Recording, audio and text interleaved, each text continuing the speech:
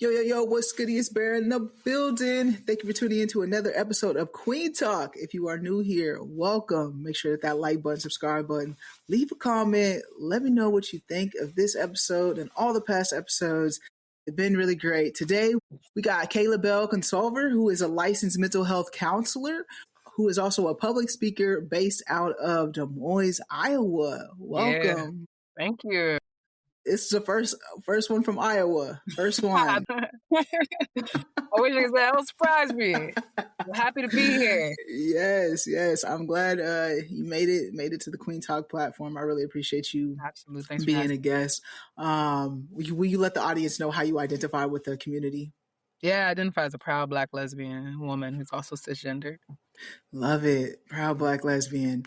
And you mentioned just like Iowa, you're surprised. I did look up like the demographics. It is like 67% white. 67% white.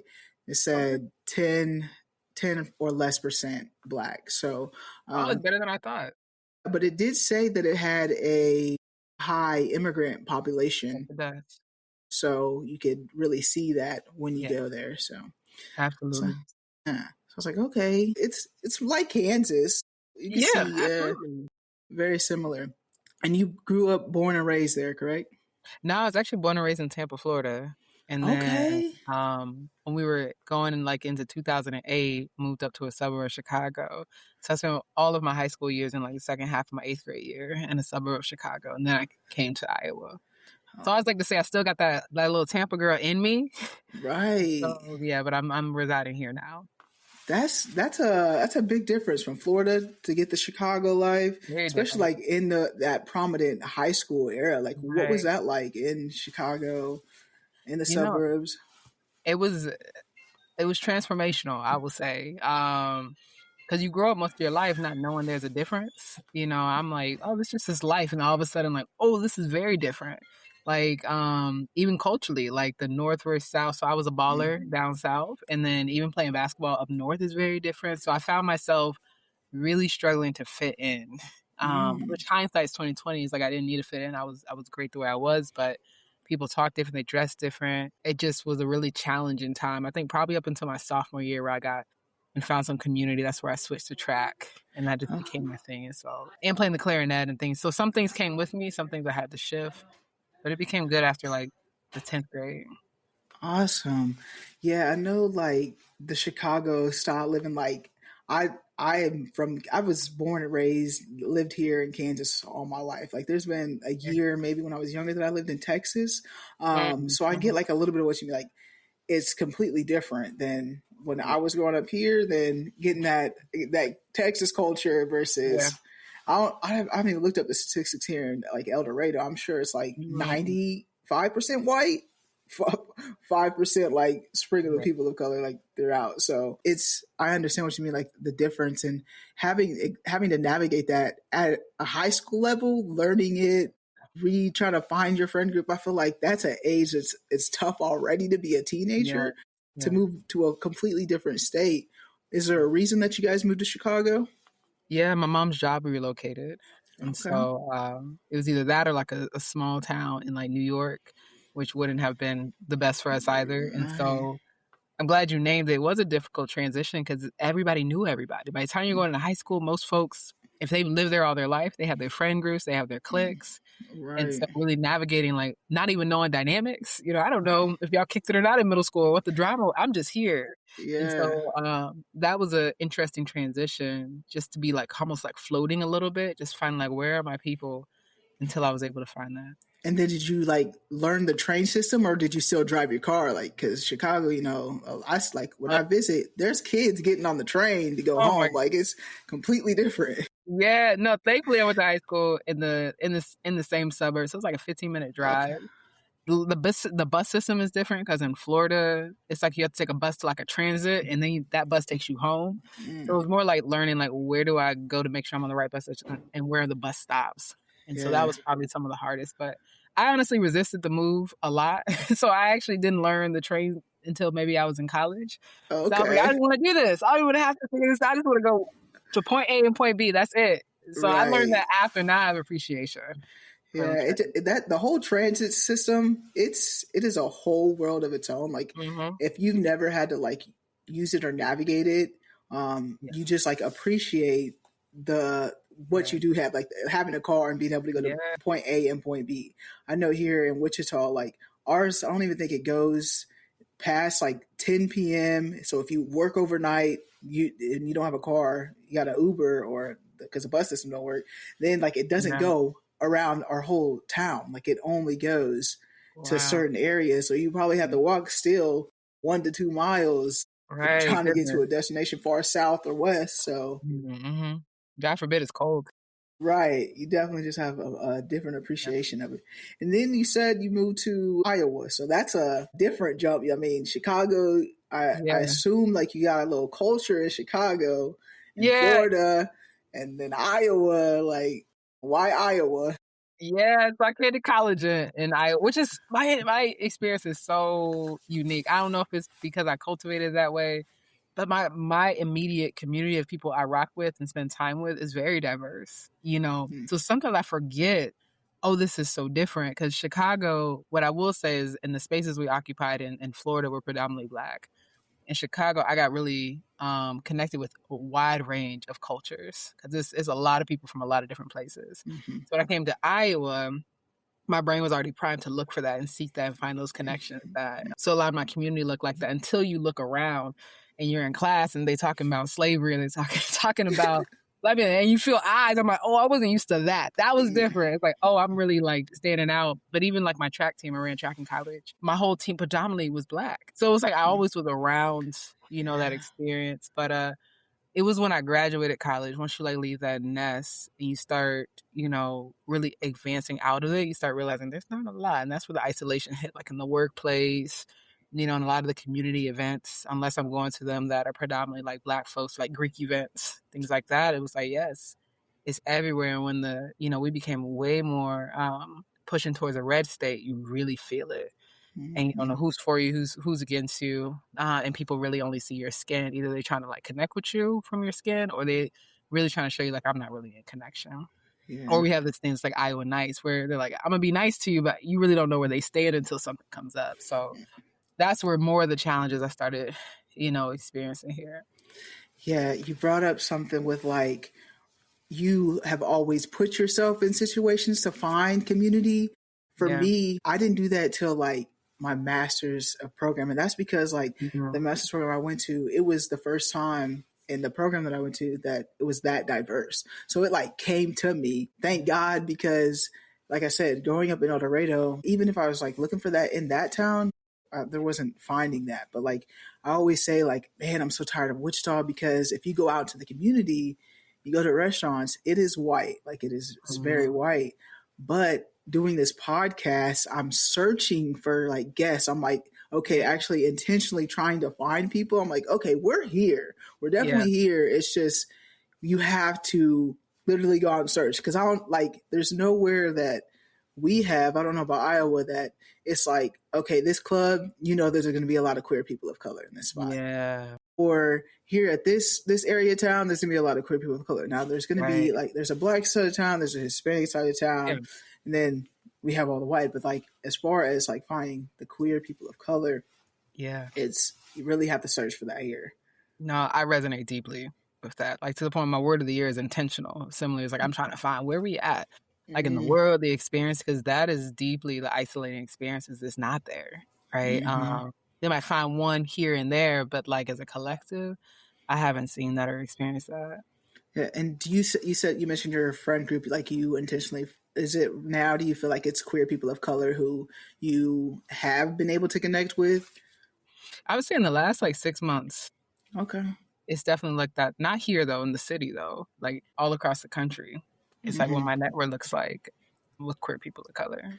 Yeah, because we didn't mention it, but you are on TikTok. That's how we connected. You do have a really good following there, and that's I always say the power of social media, My man. God. Like without it, like the connections, finding that community, find because like, That has we're so in much. towns that we don't have it like physically where we are, but like we Right. can go to the internet and have these streams and talk to these people and make that connection. So, um, Yeah. I love the power of social media.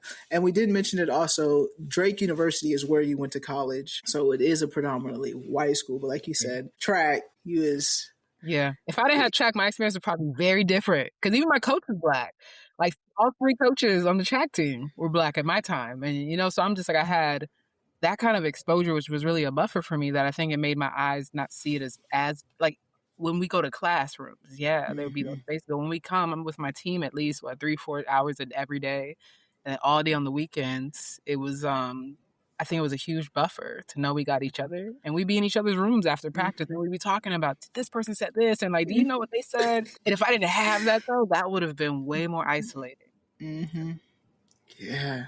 Have you always been like out and open with your family about your identity, or did it Oof. come later on, or how did that work? Oh, yeah, that's a great question. No. So I'm at 32. So I've been living free and out for like the last decade, is what I would Okay. say. So I officially came out to my family. It was like in staggers. Um, so my senior year was where I really started like opening up and being more clear. Um, and then after senior year, that's when me and my wife now we moved in together. And as we get closer to the wedding, that's when I really let my whole family, know. Okay. And what was that like? Like, what was the feedback on that? Was it good, bad, in between? I'm one of those people who are very big on telling people like come out when you feel ready, and if ready never happens, that's okay. Because Mm-hmm. for me, like all my fears, I think became real in the moment, and it wasn't the best experience. You know what I mean? Like I wasn't, oh, you're beautiful, we'll love you anyway. It's okay. It was met with questions or even met with just like not readiness, I would say, or even met with nothing at all. And there were some like to this day, like God rest my nana. I'll never forget her words. She was just like, "You're gonna have a beautiful life because you're a beautiful person. You're smart. You're amazing. Like this doesn't change it. Like you're gonna be happy." And I remember just crying because I'm like, "Oh my gosh, my nana's saying all this." And Yeah. and I didn't know those words I needed. Like just she just met me with love. But I wouldn't say that was everybody's experience. Because I think what I've come to mature and understand is that other people, when you come out, they have to be met with their own biases. And Mm. either they're willing to meet them with awareness that I shouldn't have these are wrong, or they double down on that junk. And then when they calm down, then they can look back and be like, oops, I probably shouldn't have said that. Oops, I shouldn't have done that. And I think that was more my experience. It was like all the biases like got rushed to the face because I came out and they hadn't yet dealt with what they believe yet. Yeah, it is their own biases because I feel like they're quick to be like, "Oh, I got like white people do. I got a cousin that's gay. I got Yeah, this my friend's gay." But like when it happens, like within the family, it's like okay, it was cool when it was yeah, over there, but like when it's happening inside the house, like it's a whole different story. And did yeah. you grow up like in a religious household as well, or? Yeah, I think the tradition, like, that black religious household Mm-hmm, where it wasn't, I don't think the Bible was like pushed down, like, do this, Leviticus. Like, I'm grateful that wasn't it, but I think the same sentiments were there. Like, mm-hmm, what was clear, what was accepted, what wasn't was very clear to me. There was the encouragement to follow this ideology, but it was never explicit, like, connection with the Bible. Like, mm-hmm, homosexuality is wrong. Like, those words weren't always explicit like that. Sometimes they were, but it was the energy around it. Like, don't watch this junk on TV. Don't be friends with that person because they might think you gay. Like, and mm-hmm. so what I always understood from me, and I think this is what helped me with my relationship with Christianity in general, is that the pain that I was always experiencing for other people who practice the religion. And I was like, well, that's not making sense because what I'm experiencing, what y'all telling me about my relationship with Christ is different than what I'm feeling here is different than what y'all are telling me. And all the hurt is coming from y'all. And then that's when I had to go down my own journey. Thankfully, I have a best friend who's also gay. And we went through that together because he's Catholic, or he was Catholic. And we just said, can we just read and like, let's actually understand why this junk is in the Bible? Where did it come from?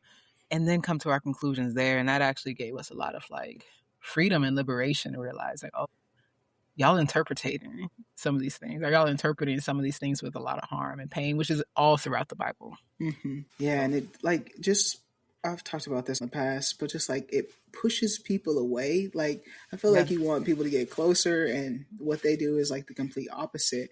And I yeah, had to navigate that myself too. Is just relearning my relationship with faith and what that looks like. Yeah. Because growing up with faith, it's just like I didn't want to lose that. Like Right. I felt like it was taken from me because of what everyone else said about me and how they said that God perceives me. So I was like, okay, he doesn't love me. Like I don't like Yeah. this Yeah. isn't what I want. Like I'm just gonna stay away from it. Not until a few years ago, I found a church online. Like I'm still got too much trauma to find one in person Yes, that's and real. consistently go to, but online I feel comfortable Yeah. and I enjoy the message. Like and fasting every year and just like really diving into my faith and I'm still like on the edge, like, oh man, I really hope this pastor doesn't say anything. Right. Yes. Then I'm just like, man, it's gonna make me go back into that Hmm. feeling because it took me a while to get to this point. So I don't want to have to lose that. And my grandma, who I was raised with, like grandma's love, like when you said Nana, grandma's opinion was I valued the most. Like Yeah. Mhm. whatever she said, like if she would have said no and been bad on the end of me coming out, I'd probably be like, okay, grandma, at least for a little bit until I was like, all right, on my own. But just Yes. like when you grow up with that and you don't want to lose that. So did you feel like after you and your friend dove deep, did you find your faith again or are you still Yeah. wrestling with that? That's a beautiful question. And also want to name, I hear the whoop I'm waiting for, like that hypervigilance of like, they're going to say it here, they're going to say it there. Like that's so felt. So what ended up happening for me is I read, and I came to my own conclusions and it felt right. It just felt in my spirit, like this is what it is. And that was like, I was like, based on the ways y'all not even talking about homosexuality, y'all talking about something else and y'all put that junk onto us. And like pedophilia, like worshiping false gods, just lack of dehumanizing bodies, right? All this Mm-hmm. stuff. And for me, then I was like, okay, I feel confident in my relationship with Christ. Like nobody can tell me nothing because I've studied. Like this doesn't, what you're saying doesn't track. Like historically, you take all these things together, these connections you're making actually don't make a lot of sense. And if you feel that way, you have to also say it for the things of like the way women are treated in the Bible. Like why is that still not okay here? Like why women can be preachers? Like you're not really connecting the two. So it was unfortunate that, well, there's a lot of confidence. I was like, I actually didn't have any concerns. I felt good. I felt proud. My wife and I found a church. We went there for 8 years and felt part of it. And then we had a child, lovely, beautiful little girl. And then baptism comes up, right? And I'm thinking, we're great because we've been here 8 years, yo. And they're embracing us. They know our names. I know almost a lot of people in this church and they asked us to get our child, the christening or whatever, or the they call it baptism. In Baptist, I forgot what they call it, the blessing of the child. And then the pastor wanted to have a conversation, and I'm thinking in my gut, this ain't about the blessing. This is about something else. And that conversation shifted everything for me, where it became about me and my wife's relationship, and not even about the blessing, and how they don't condone that. There'll never be a church that will, be accepting. And we're sitting here like, we've been here 8 years. What are you Yeah. like? Where is this now coming in? Like, and we didn't even want to talk to y'all about this. Y'all asked us, and then want to shift to, okay, let's talk about the blessing because we've never had, this, right? That was the language. We never had this happen in the church, right? So it might be a thing. Like, what do y'all want to do? Do y'all want to do it in the church? You want to do it in the basement? We don't have to do it in the church. I said, wow. And that's when everything clicked. And I was like, we can't be here, right? We went one more time. And then the sermon, of course, the sermon hasn't been about homosexuality in about a decade. That was the sermon for the first Sunday of the year. And we just walked out. And that is where the pain now brought back up. Whereas like my relationship with Christ is stronger. But my relationship with the church is so heavily strained. And we Yes. haven't gone back into a church since then because we're like, when is it going to happen? Because shoot, we went 8 years without that ever being Right. a topic. And all of a sudden now it's a thing. And that's the unfortunate experience. And I think where I had to process, because you can go to some of these other affirming churches. That's sometimes what I negotiate inside myself. It's like, sure, I can go to the affirming churches up the street, but those often are predominantly white. And for me, it's like there's just something enriching about Black culture. And I was raised in this kind of experience and like the music and the soul, the way they preach, like the way they talk about the Black experience, Mm-hmm. healing to my spirit, but it makes me so vulnerable to pain. And if I go over here, my spirit is not going to be nourished in the same way. So that's when we say, let's just take our time and like pray. A place does come for us. But that's my relationship right now. It's like I'm realizing it's not the faith I'm strained with, it's the church. Yes. I'm so sorry that was your experience. Oh my gosh. Like the conversation that the pastor, because my friend, her pastor had the same conversation with her last year, like in the middle of last year. And she still goes to the church. And she's actively involved in the church. She helps out. I'm just like, so she's still a part of it. Like I would take your route. Like I'm not gonna stay here and be in this environment and deal with that. Like I'm paying tithes, I'm giving my offering to you guys, I'm showing up for the church and putting my faith in. That's what you get in return. I'm so sorry. Like you put it like it's not the faith, it is the church that is the strain. Like it really is. You connect and you pray. You don't feel that. It's just like when you enter those spaces and you have to deal with that. But screw that. Congratulations on the baby, though. Congratulations on the baby. It's a beautiful thing. And mind you, the whole conversation, we having this conversation, this little girl's running around playful, excited, and just full of joy. And I think I can understand also your friend, though, because I see this with a lot of Black folks. And it's a different experience around one's like identity, because it's like, oof, to leave this, what else am I leaving? And sometimes it feels not worth the risk. It's like, okay, I can put this pain aside. I can deal with this later because I really need community. I don't really want to be left alone, right? I don't want to lose this, And so I've seen a lot of folks negotiate that, or they just don't think about it, or they try to push it aside. And unfortunately, I see that happen a lot in the Black churches. Like they just don't look at it. It's almost like a beautiful part of you becomes invisible, right? In order to survive and be in connection. And that in itself works until it doesn't, until you have something that you love that relates with that part of you. And then you realize it's rejected, and you realize that they actually don't fully love you. And that's when I see folks that be like, all right, I'm out. Yeah. And then that's why a lot of people just don't come out. Like, it's just like, that happens. Listen, that's for another day. I guess for another day. That's too. It's like, that's a lot of y'all here that's in these, leadership roles that really connect here, but you reject us too, because you got to reject yourself, and I see that happen. Yeah, it's sad. It's so sad, and it's just like I think what it hurts even more knowing that they're also a part of a marginalized group. It's like you can still be a part of a system that just oppresses you, and you still oppress other people. Right.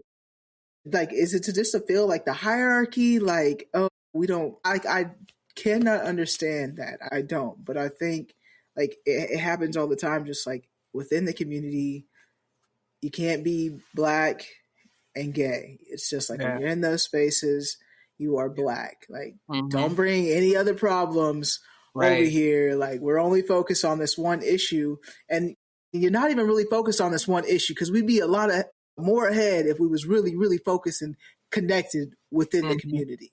So I get fired up about it as well.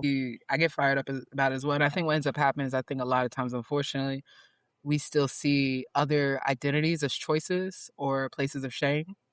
So it's almost like a stain. That's why I love that episode of Master of None, where Lena Waithe talks about coming out and how like Black kids are like trophies, like the lineage, you're a trophy. And when you come out, it's like a blemish on the trophy. Like that's how our community sees LGBTQ folks. And so that's why they're like, we only want the Black, because in some ways I can see how that's protective. They're like, we got to push ourselves away, white supremacy. We got to be perfect. We got to be amazing. Anything else that adds to that oppression is going to, ruin the cause. And that's how we're treated often. That's why we don't learn about folks like being arrested, Angela Davis, Audre Lorde, in the ways James Baldwin, in their identities.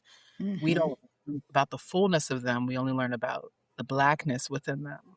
And that's what's so disappointing, because then so many of us then, like we doing now, is searching for the people that's been in front of us the whole time. The whole time. We just didn't know it. Yeah, it's like, it just reminded me, I squirrel brain, that Queen Latifah, like Queen Latifah. an idol of mine that I've like grown up watching all the time, like, but she never ever said like I'm part of the community, like Right. throughout the whole, until Yeah. like recently, like you're like, okay, yeah, you're definitely a part of the community, Mhm. but She actually don't just, even say anything, to be honest. She just be posted. yeah, she Yeah. really does. And like I feel like the era that she grew up, like that's what Right. I feel like they expect us to do. They Yes. just, Yes. oh, you don't Absolutely. got to talk about it. It is what it is. Yeah. And if you don't talk about it, we won't show you that we ain't for it. Like unless you bring it up. So, Right. That's it right there. Yeah. Don't make this junk visible. And we'll move mhm. around you, but don't be making us see it actually. And you have a video on your TikTok that actually like speaks about that a little bit, of just like internalized homophobia with when it comes Yeah. to like in the community, Mhm. but just like you said, like expressing yourself, or oh that's too loud, or oh I'm not that gay and stuff like that. So like Yeah. we still have it like within the community itself, Yes. and it's like, how do we get past that? How Yeah. is it like, I look at the Jewish community and like how they come together and they build this wealth and these communities, even though like they went through the Holocaust, like they have gone through trials and tribulations as well. Right. How do we as a community figure out how to build together? Like we didn't get the 40 acres and the mule. Yeah. What how do we come back from that? Have you thought about this? Have you like what do you feel like, okay, this is what I've seen, or this is how I feel about it? Right. No. Yeah. I love that you mapped out how other communities, like how they've been able to come back from this. I think one systemic one, like the overarching, is that the people who cause this harm have never admitted and repaired that. So you think about like with Native Americans, there's like laws that were Mm-hmm. created that show like we should not have done this, John. So now we have protections around, right? Mm-hmm. Different places. Same with the Jews. Like there was systemic recognition that this was all wrong. And now we're gonna give repair or reparations for that. With us, it was like there still many people that did not want to believe this was wrong. I had a whole civil war about it, Mm-hmm. and a president was assassinated for it.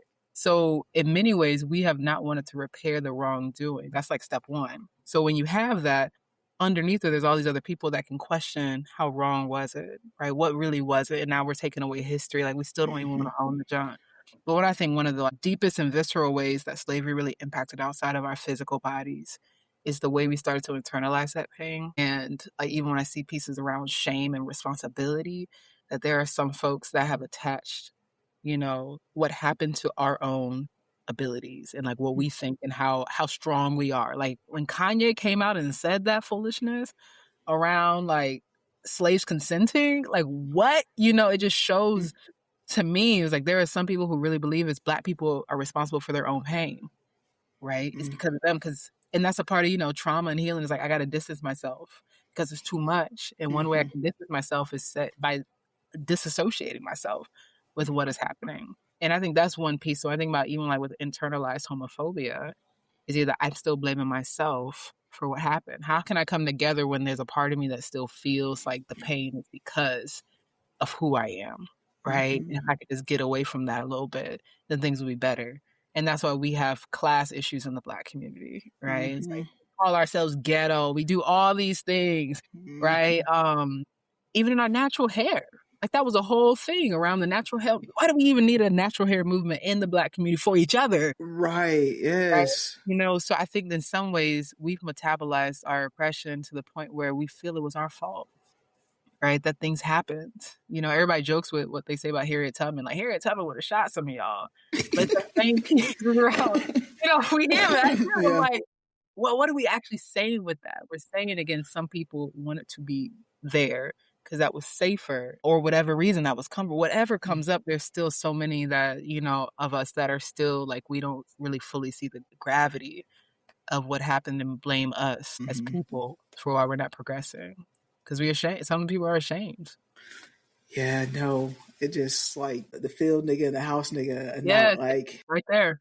that made me think of that, Others. because it is just it's so much, because we do even like me growing up in the town that I grew up. would Yeah. say stuff about Black people and have a mindset about Black people because I was never around Black. Like I was, it's Right. what I seen on TV, what I heard Right. around it, who I was with. So Uh-huh. like even me, I've had to check myself like as an Right. adult, like, okay, I need to unlearn these things Right. Yeah. about my community. Like, Mhm. because not like I'm part, like that's me. There's people Yeah. that literally who don't know me that think that. Like, if you don't know my character, it's just how you are programmed. You grow up and it is a program, and like I'm unlearning all of that behavior of just Mm-hmm. like what that mindset is, and just like talking down about like I said, talking ghetto or whatnot. Like Yeah. it's it is a lot. Like my grandma, like when I used to, because I wear my fro like every now and then Uh-huh. like they finally got used to it. But at the beginning, it's like your hair's nappy. Like that's Yeah. it's not though. Like you could comb this out. Like I think I look fresh. Like Yeah. It's this your is me, natural hair. right? That's what, you know? Yes. Yeah. So I'm like dealing with that. Like I don't know, like if you've had to do that too, just like Yes. having those internalized thoughts of Mhm. just like about the community as well, and how you Yeah. navigated that. I think I had to deal with a lot of like internalized colorism growing up. And that's like where it started for me because it was like the darker your skin is, you're not even in the framework of attraction, right? Mm-hmm. Like, and this is before, the Black Girl Magic movement. There were none of us on screen, right? There Mm-hmm. was no Lupita on screen. There was no Cynthia Erivo. Like, there were, everybody that was, cinnamon, maybe a little light, like lighter brown, and all the way to fair skin that Mm-hmm. were represented. And so when people would even say names, call names, I remember I was like, I don't want to be dark. As a kid, I didn't connect that to, the ways that can be so internalized. But I was like, I don't want to be darker because I don't look good. Let me stay Yeah. inside. Let me not talk a certain way. My hair was like, let me get a blowout. Let me get it straight and let me get it longer. Not knowing, our hair Putting don't grow them that damn fast. relaxers on the hair, Oh knowing my it's doing God. bad. Right. But it's like, at least I look good. Right. Right. Not realizing that I'm teaching myself I need chemicals to the natural thing that comes out of my hair is fine as it is. So as I got older, I think once I actually started going natural, that was a beautiful experience for me because I had to re-look at myself in a whole different way. Most of the time, before I got my hairstylist, I always had afro out. And it just became my thing. And I was like, that's taking care of me. And I'm starting to see myself as like, oh, this is beautiful.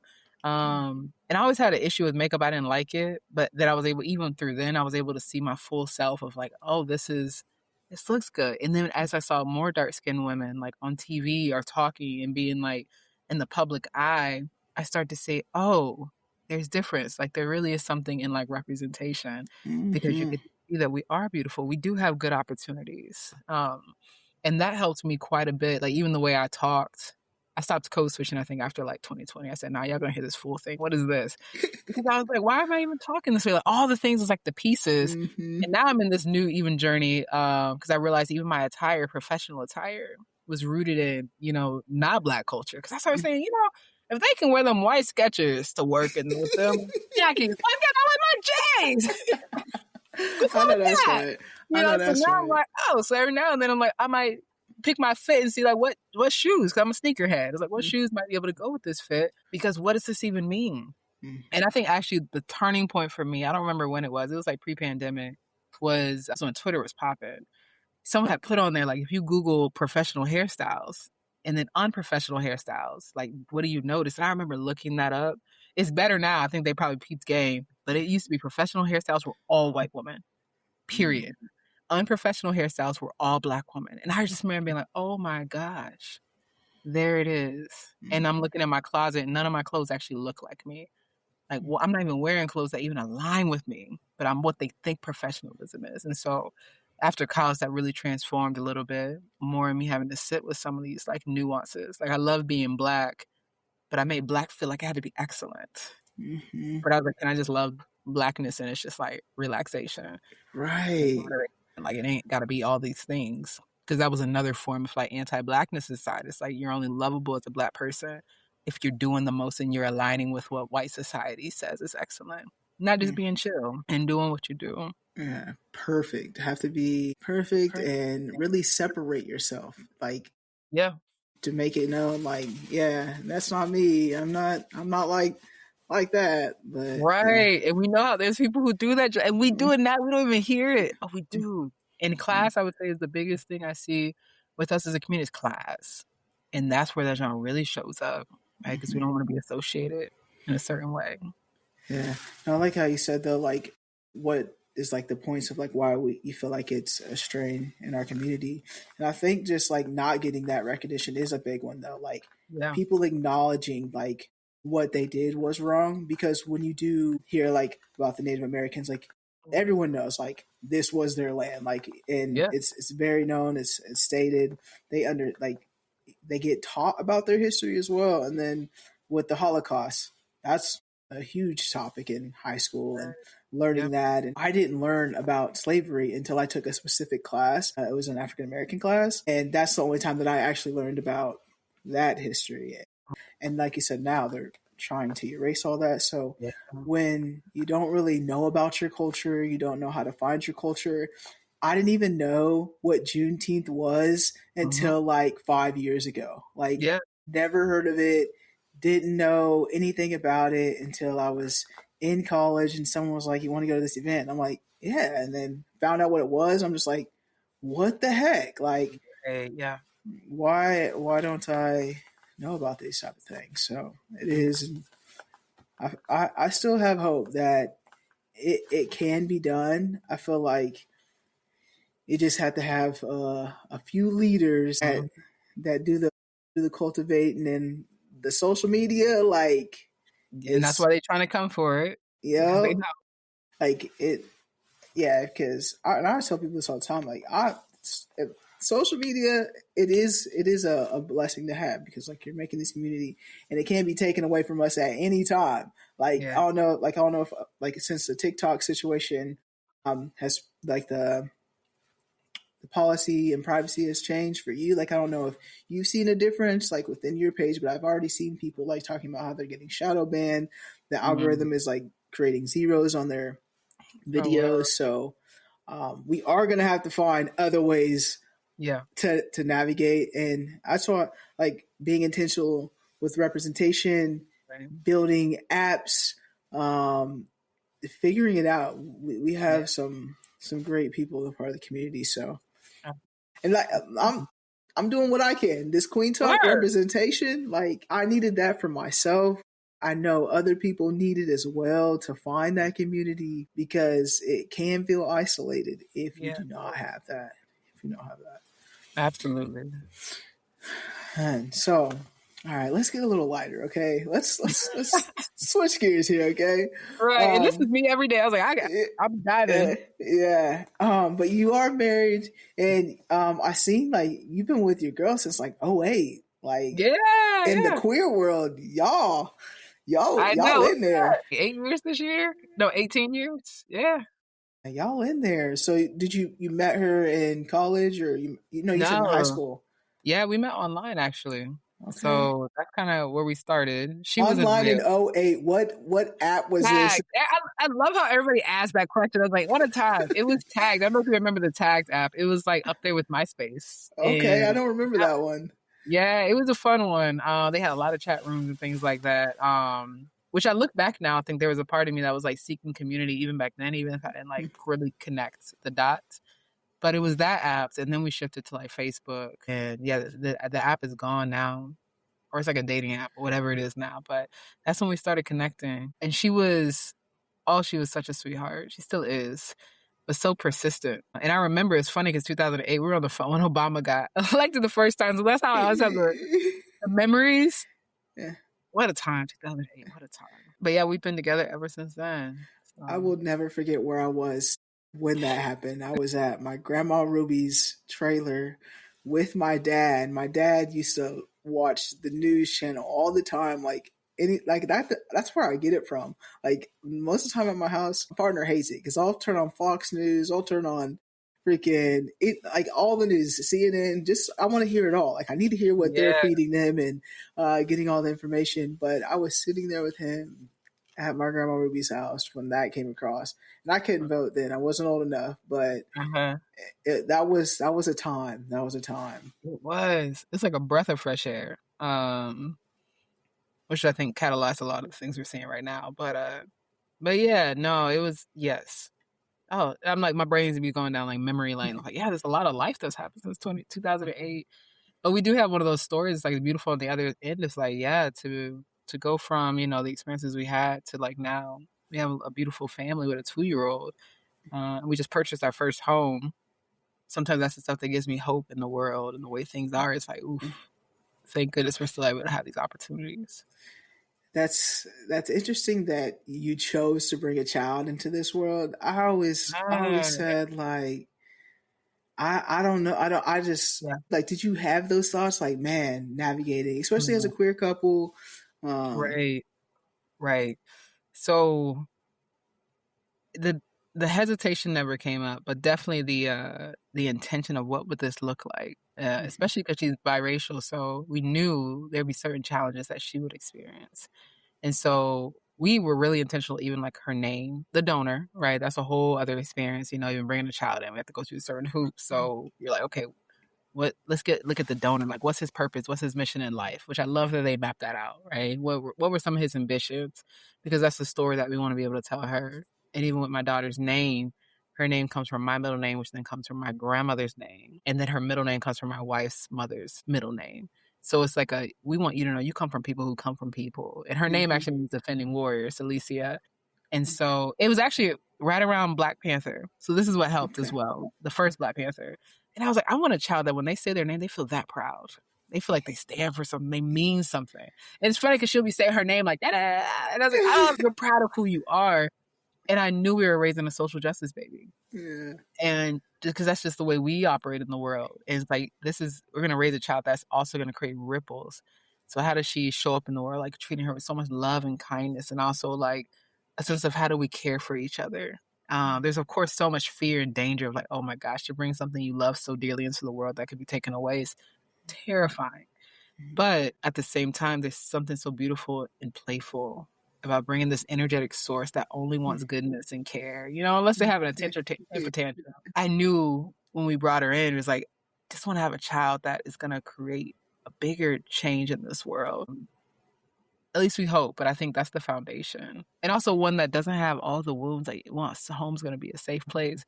So it brought more hope than it did desperation for us when we were looking into what it could be. What route did you guys take to conceive? Yeah, we did IUI. So Okay, I'm not familiar yeah, with so that. IUI is it's let me see how I want to describe it. So IVF is where they go directly into the egg. Yeah. This is just like artificial insemination, like via the doctor. So you don't have to do all the shots and the hormone tests and things like Oh, that.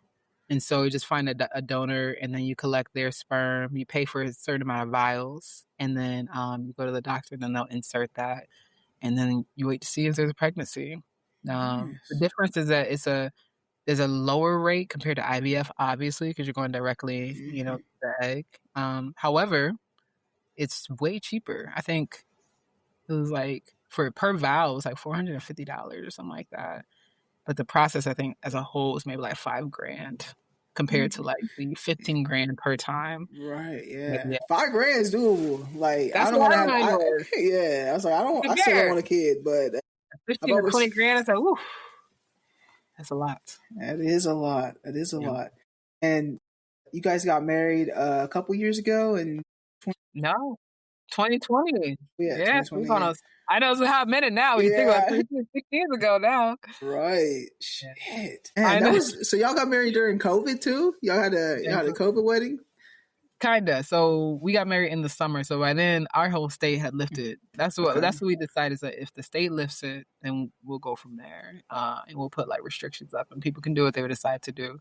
And it being bigger than we anticipated still. But yeah, it was a beautiful wedding. It was funny too. One of my favorite things is like we're both kind of like, man, forget these traditional roles, because I was like, I don't want to wait for you at the altar. She's like, I don't want to wait for you at the altar. So what we actually did is we walked in at the same time and we went opposite directions. But we didn't Uh, tell. None of the audience knew, so it was like really cool. So, and we couldn't see each other, so there was like this like curtain. So we both came out, and then she went that okay. way, and then we were walking. So I got to see her like walking, which was like That's so perfect for cool. us. I said every lesbian couple should do it this way if you want to. But I was like, I don't want to subscribe to these traditional like gender roles that were for heterosexual couples. Like one waits for the other. Why don't we just come down together? Yeah, for sure. Did it? It was beautiful. I'll probably be waiting though, but that is That that just, I is. mean, But we don't do like there is some like I don't want to say it's gender roles because we're both female, so it's like but yeah. naturally I just do some of the stuff around the house. But don't get it twisted, I ain't one of them studs that are out here with a hammer and a drill. Like that's Right, not right. me. So Uh-huh.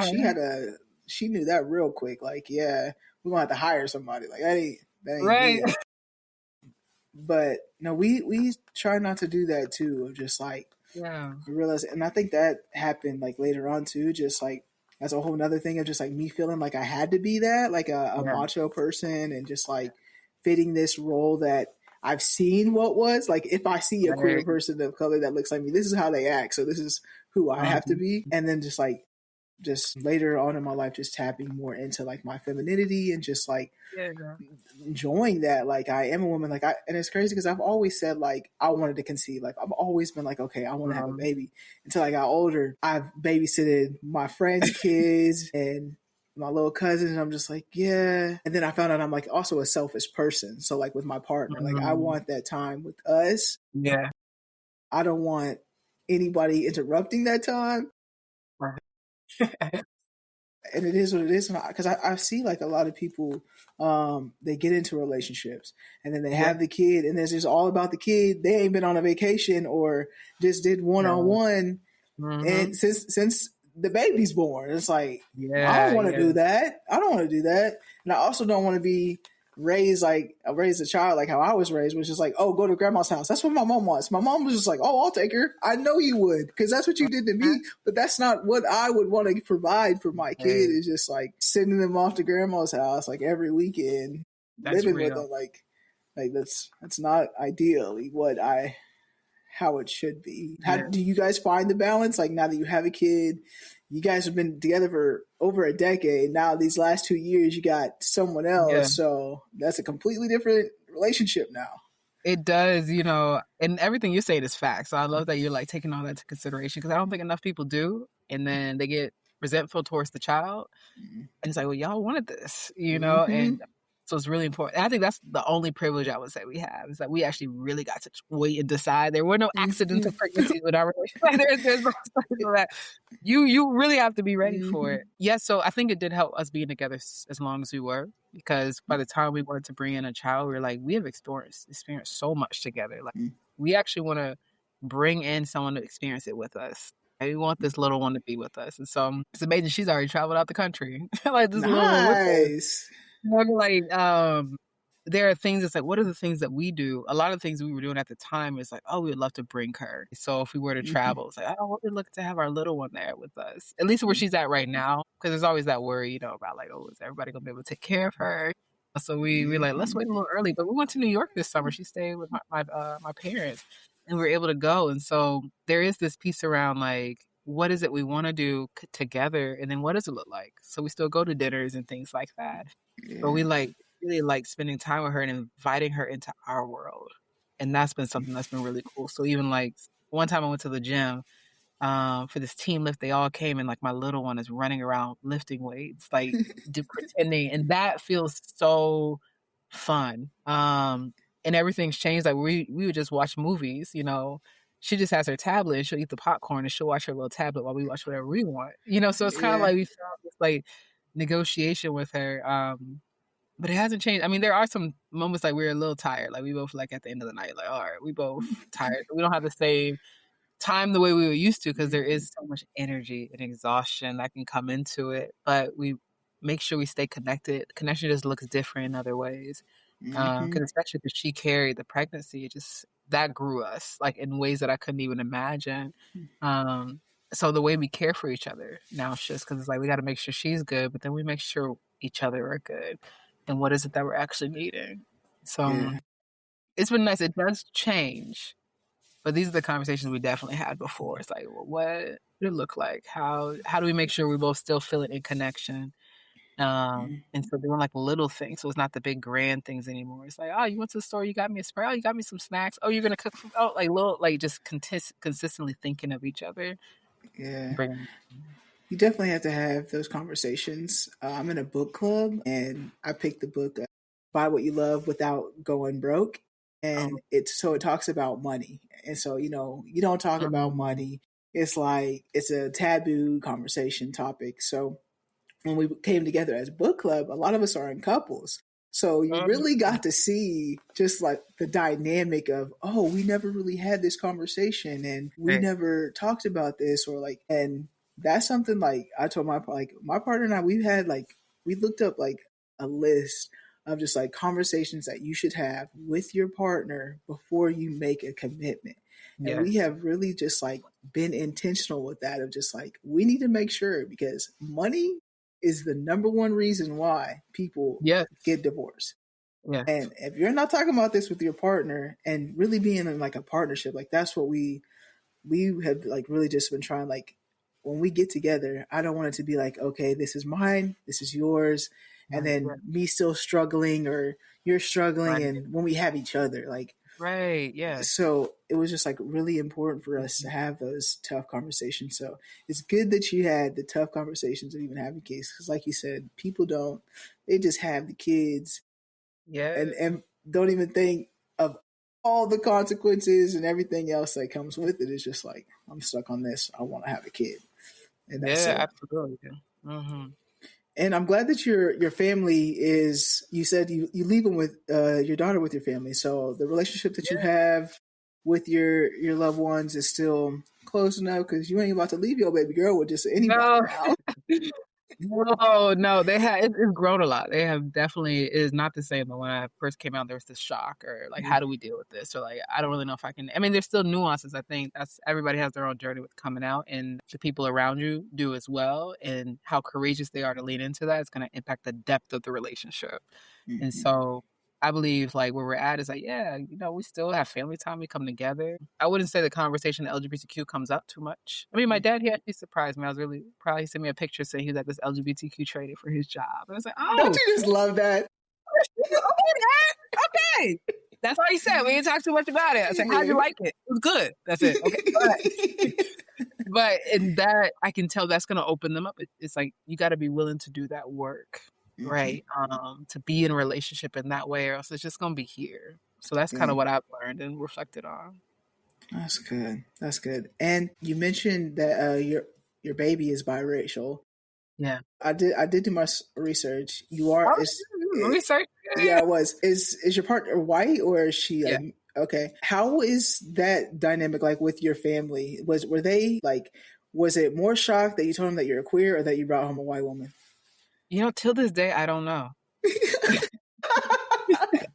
I think about it sometimes. I really do wonder. And I don't know. It's like one of those chicken and the egg things. I don't think they'll ever say. I don't think they'll ever know. Yeah. You know what I mean? So it's I think it's one of those I really have no idea.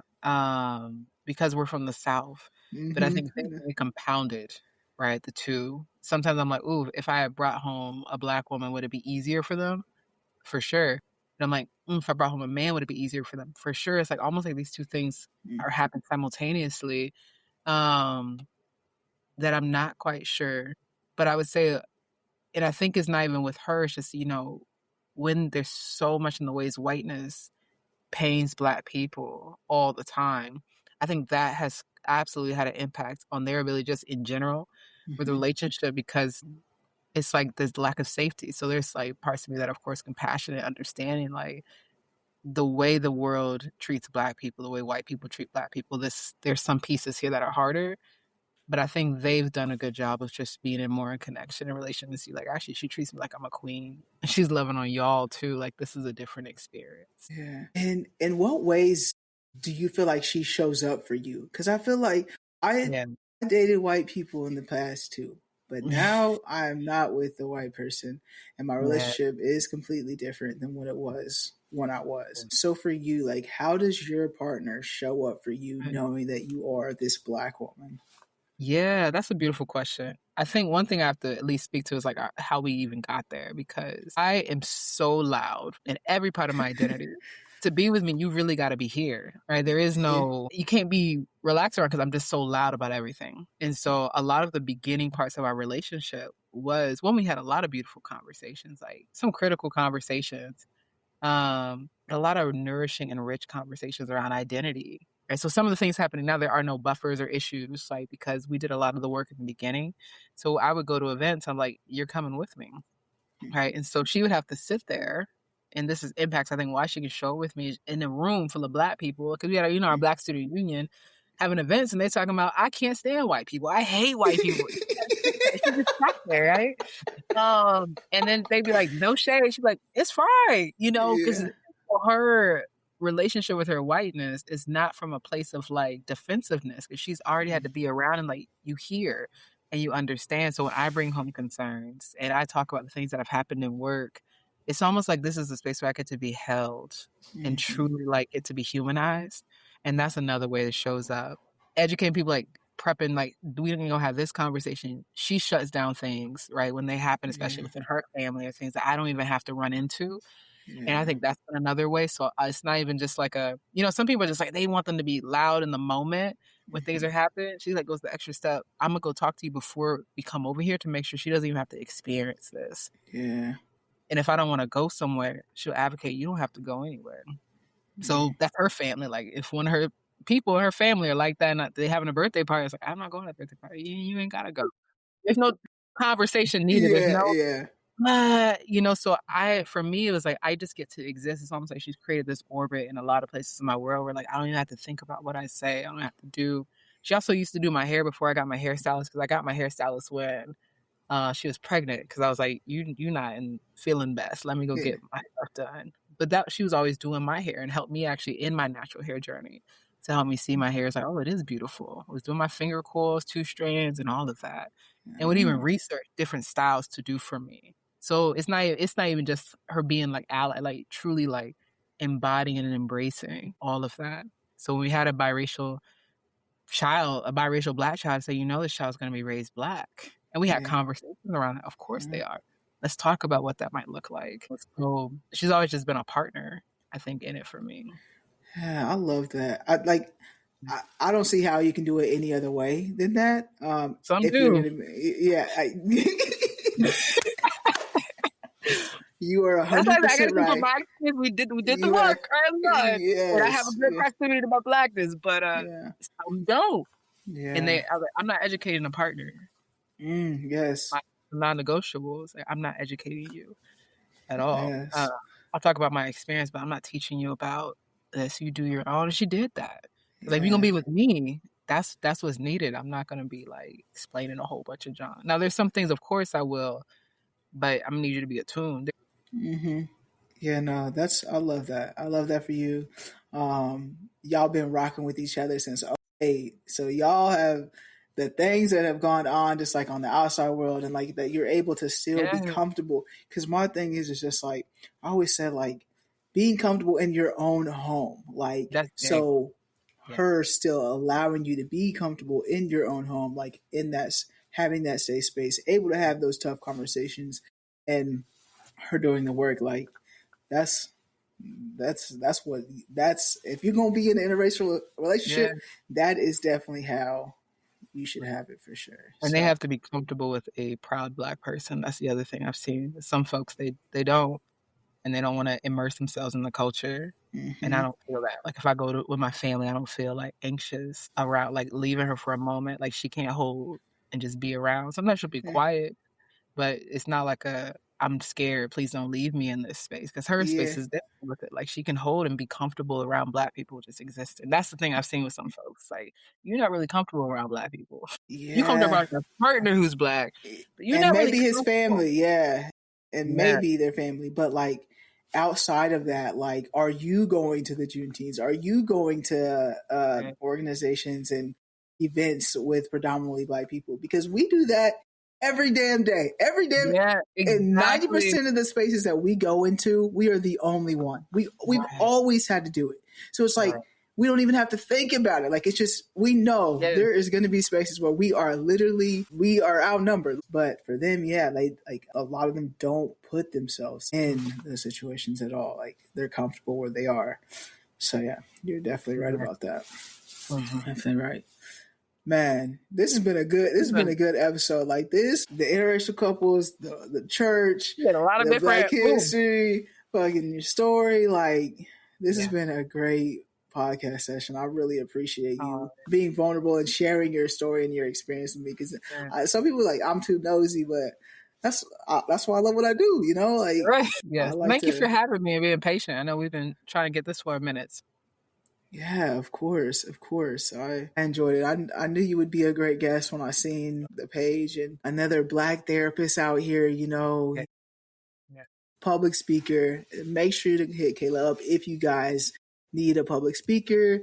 She'll travel. I seen it. She be traveling, Oh, and you focus on the IFS or yeah. the internal family systems therapy too, which Mm-hmm. I had to like do some research on that too, and just like, okay, what was that, and just how is it different? Because I honestly had never heard of it before until I came across your Mm, page. So I was like, okay, that is because the healing that you need, like within your, like that's big. This, like, why am I just now coming across this? Because like it really is just like internalized. Like, okay, what triggers you? Like, why do you respond in the way that you respond? right. Yeah. So yeah, I love that. I love seeing what you're doing for the community and the videos that you're creating on social media and just giving more education around it. And so yeah, keep up the good Thank work. you. I Keep being appreciate that. That's seen. encouraging. Yes, keep being Yeah. seen because Likewise. Thank you for yeah, putting on for us, making sure that other people who are isolated don't feel like they're the only ones. So I appreciate you for that too. yeah, for sure. Is there any final thoughts that you would like to give the audience, advice, plug yourself, whatever it may be? Yeah. For the audiences watching, just know whatever you've been told about yourself that makes you feel like you can't love on yourself is not fully true. And so, especially for us as Black, queer folks, just know there's a truer narrative inside you, and you can get closer and connected to that. So that's the biggest thing I want to leave. And follow me, Question Kayla, everywhere: Substack, Instagram, TikTok. That's where I be living. Yes, you'll find all the information below, all the tags where you can get connected to Kayla. Kayla, thank you again, listeners, viewers. Thank you guys for tuning into this episode of Queen Talk. Y'all, we was talking. We was We talking. were. I'm curious, like, do you have internalized racism, homophobia within you? Like, how have you navigated that? Navigating in white spaces? Have you moved around trying to find your culture, trying to find your people? Yeah. And are you in an interracial? Oh my gosh, can't even say it. Can't I'm even with say you. it. Interracial. Interracial couple partnership, and what does that look like for you? And how do you guys show up for one another and make sure that you're there for each other? So yeah, I'm curious. I want to know. Make sure to leave a comment, like, subscribe, all that good stuff, and check out queentalks.com. And we'll see you next Thursday. But yeah, as always, family, friends, strangers, love, and be nice.